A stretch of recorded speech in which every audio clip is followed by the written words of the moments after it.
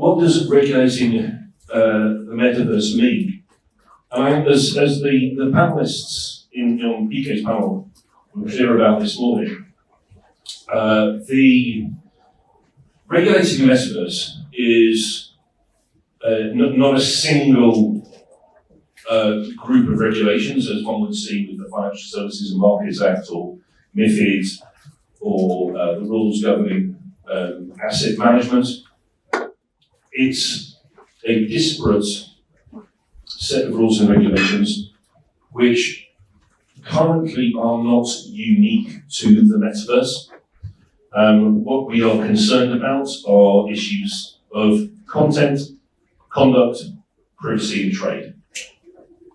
All of those issues are already covered by various rules and regulations which are supranational, global, and then to individual jurisdictions themselves. We're not dealing with anything particularly unique to the metaverse itself. The trick is how they are applied to the metaverse. So in the EU, we've got the Digital Services Act. In the UK, we've got the Online Safety Act. They look at different things. In the UK, our focus has been on safety.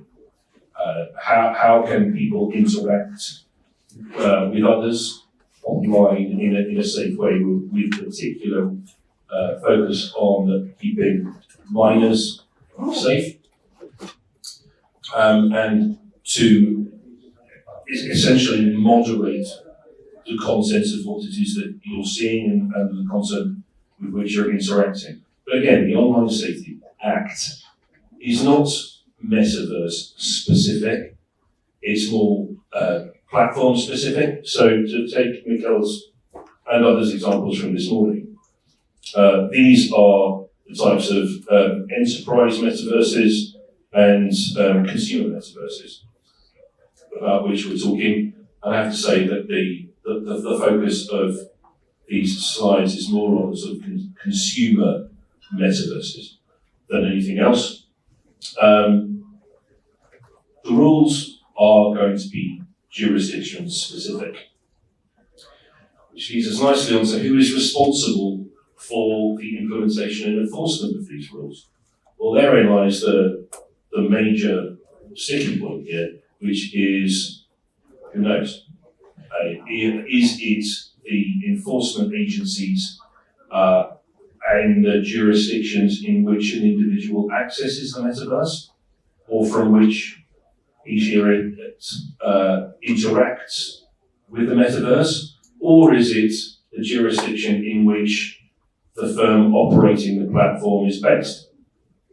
I have to add the caveat that the firm operating the platform or coding the platform may not have a jurisdiction in which it is based. It may not be, by design, within anybody's purview. So what we are going to face is that in the UK, for example, we've got Ofcom, which will be the regulator under the Online Safety Bill, will have to enforce its fining capability against firms over which it may have no direct jurisdiction. And as much as I do not absolutely categorically encourage anybody to take this position, a firm which is taking advice from significantly less nice lawyer than I am, will ensure that they do not have significant assets in any jurisdiction about which they're worried on enforcement. Which means we're slightly in the area at the moment of self-regulation. Now, the good news is that big tech, in quotes, is currently still the group of major players in this environment, and they do take their responsibilities fairly heavily, and they're used to doing this. There are a couple of examples earlier of early movers into the consumer metaverse. These are lands which have been built by firms which own social media platforms, who are already familiar with online content moderation and regulatory and legal compliance. And also, let's be fair, communications with potential regulators and with the politicians. So what it will come down to is whether businesses can self-regulate will depend on how much they want to be regulated, a significant portion of which will depend on how much their users want them to be regulated and to surveil, monitor, remove, moderate the content that is on there. So if we as users, encouraged as we were to get stuck in, refuse to engage with parts of the metaverse where we or our families or our colleagues or our friends feel unsafe, we can vote with our feet. What regulation can we expect of users of the metaverse as opposed to providers? We, as users of the metaverse, are more likely to be subject to rules and regulations than those providing us with the platforms, as I've just mentioned. That is because there are terms of use. There are conditions of access to all of these things. No. However, again, I can click a pop-up that says I am not going to post content which is illegal or harassing, and I'm going to abide by community guidelines. Personally, of course, I would. But there are many others who have signed similar pop-ups and made similar agreements on 4chan, which I'm sure also asks for the same compliance. And there are hotbeds of areas of these social media platforms which are not compliant with the rules they purportedly signed up to. So we, as users, are only subject to the rules as far as they are enforced or able to be enforced by those who are looking over us, being the platform operators. Give an example of Wikipedia, because Wikipedia came up in the context of the Online Safety Act, because Wikipedia's owning foundation said that it would be in breach of its own foundation rules if it gathered the information that the Online Safety Act required it to gather from its users. So Wikipedia is both a good and bad example here, because Wikipedia is not what I would call a hotbed of harassment and bullying. It serves a particular purpose, and the purposes of its rules do require it to monitor for updates and make sure that people, as often happens after there's a news incident about a politician or a celebrity, their Wikipedia page gets updated hilariously. That gets knocked on the head fairly quickly. But in the grand scheme of things, that's, unless of course you're the victim or the target of those hilarious Wikipedia page entries, it's, in the grand scheme of things, relatively harmless. Okay, so how can regulators and industry work together?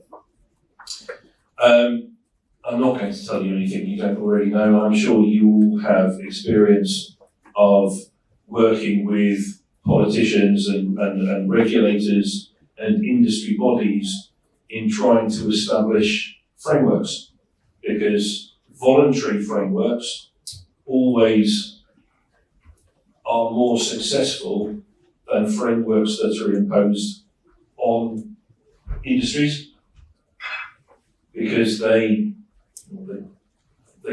are written by industry, so they're written by the people who have to build them, who have to live with them. And they are also written by those who tend to be in business first. First movers are the ones who write the rules.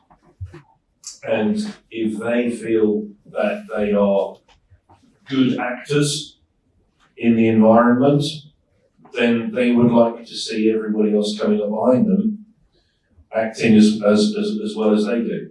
And there are all sorts of reasons. I know there's a cynical aspect to this of wanting to pull the ladder up behind you as you get bigger and have more resources and are able to build content moderation tools and hire personnel resources and everything else. And you want everybody else to do the same. That is an argument that is often thrown around in relation to self-regulation. But the reality is that self-regulation almost invariably tends to be more user-friendly than regulation which is imposed on you by external parties, supranational, national, or local. There are, as I've said on the slide, a number of collaborations which are well known and properly structured. Yeah, I encourage it, as I do in the world of financial services, which is where I grew up. I encourage every single firm to engage with, in as many different ways as possible, their potential regulators, their potential clients, and their peers. There are huge numbers of industry bodies and working groups, all of whom have slightly different takes on each subject, all of whom are very worthwhile getting to know. But even if you don't want to go through an industry working group or an industry body, then these consultations are open to everybody on their own, as long as you're prepared to sign your name to the bottom of it and stand behind what it is you're saying. Make sure you have your voice heard. Make sure you get involved.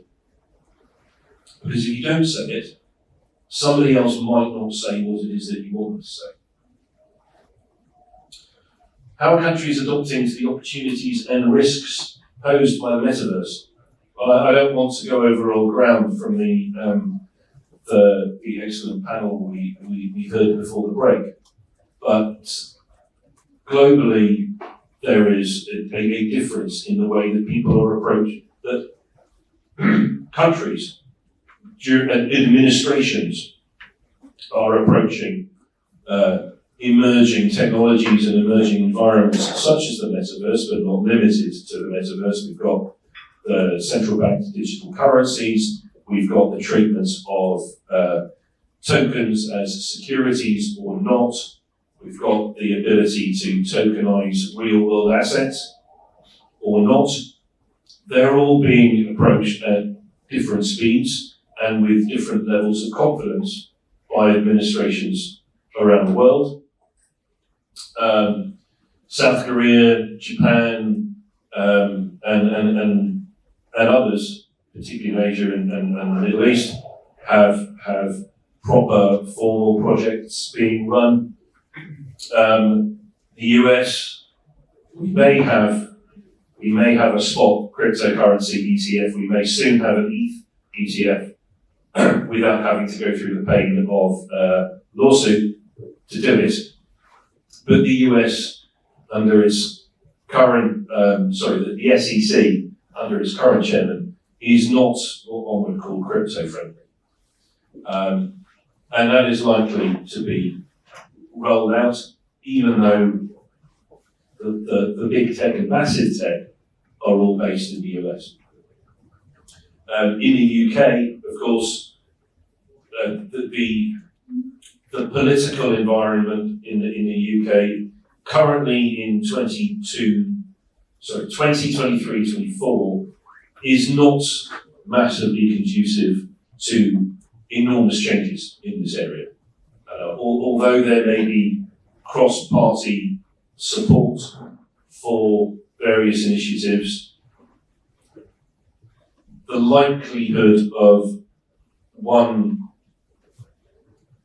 MP or another, one politician or another, making legislative time in 2024 to discuss issues like this is pretty small.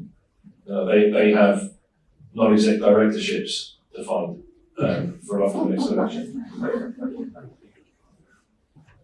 So what would governance in the metaverse look like? Well, rule books, enough rules. I'm a lawyer, I love rules.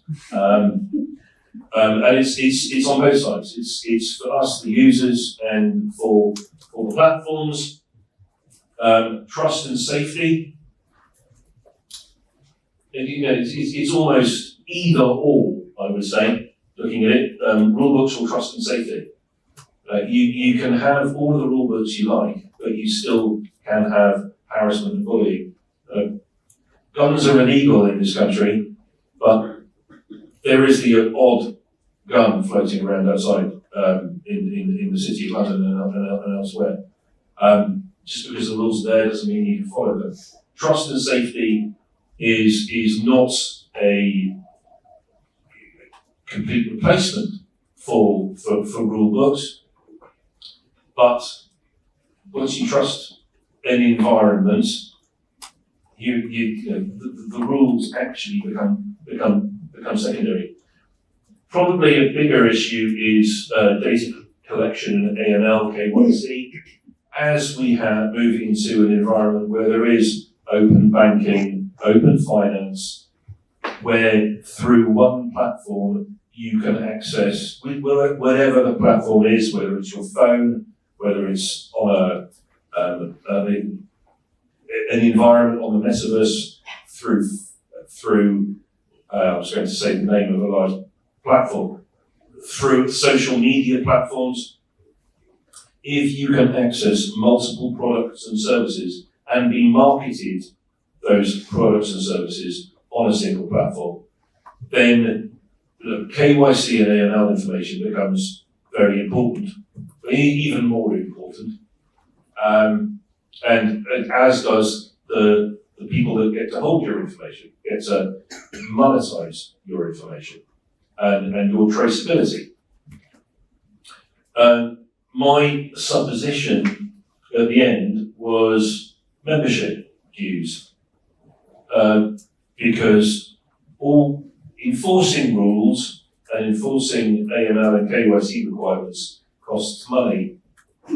That has to be funded from somewhere. Frankly, this is purely personally non-professional point of view. My preference is to pay a membership due rather than to suspect that the data that I am transmitting into a platform is being monetized instead of charging me membership dues. I'm a boomer. Sorry, I don't need targeted ads. I would prefer.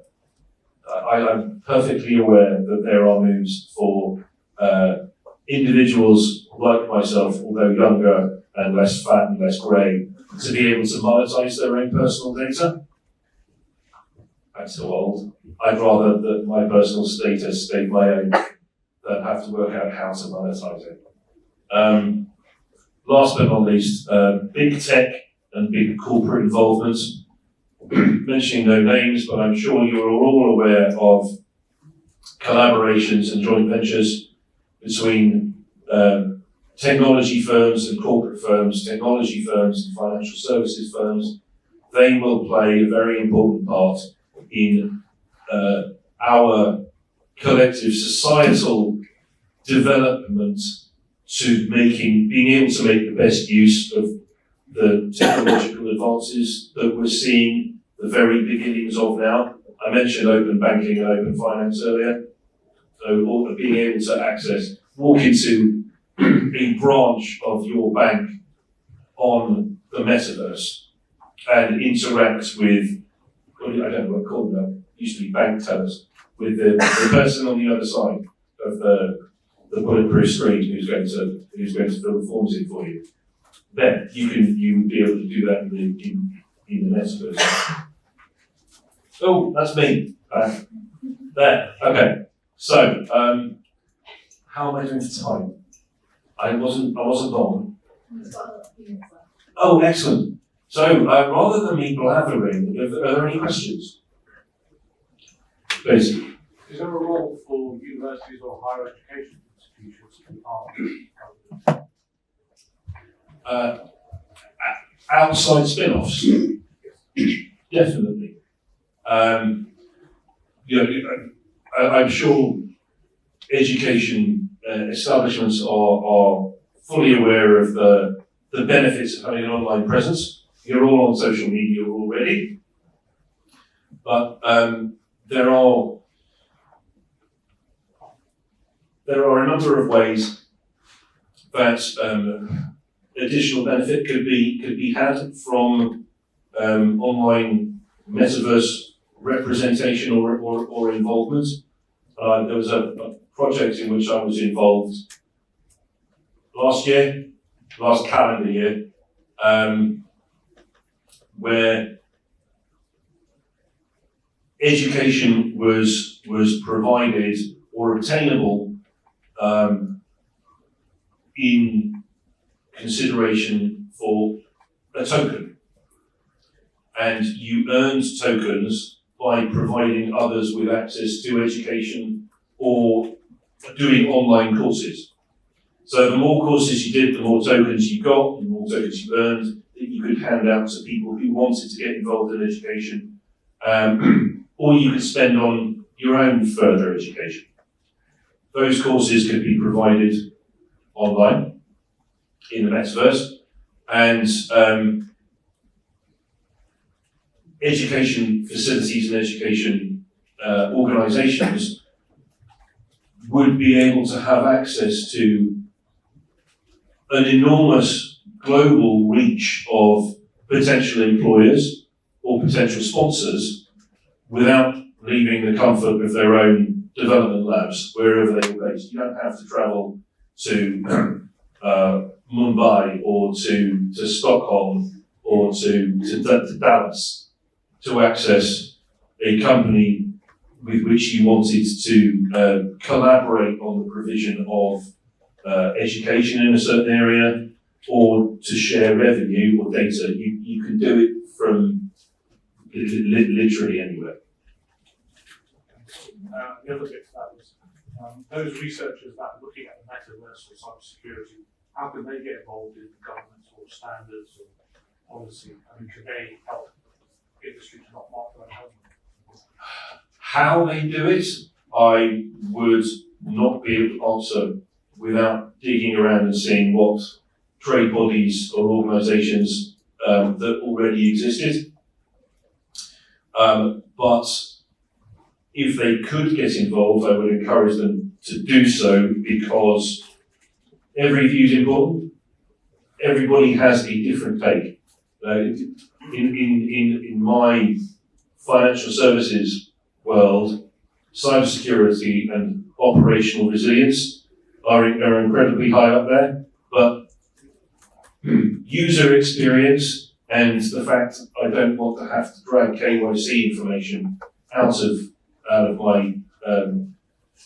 my clients is not a huge consideration for me. I need to know who you are, and if you don't want to give it to me, I don't want to play with you. But that is because of the financial services element. Everybody has an important thing to say. Sorry, there was a...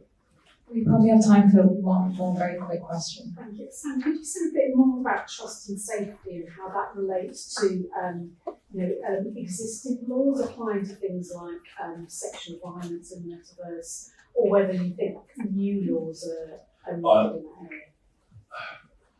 I think the existing laws apply. We did pass the Online Safety Act last year because we didn't think our existing laws were good enough. I think for all the criticisms of the Online Safety Act, I think it had everybody's best interests at heart. But whatever the underlying rules and regulations, if you make upskirting a criminal offence,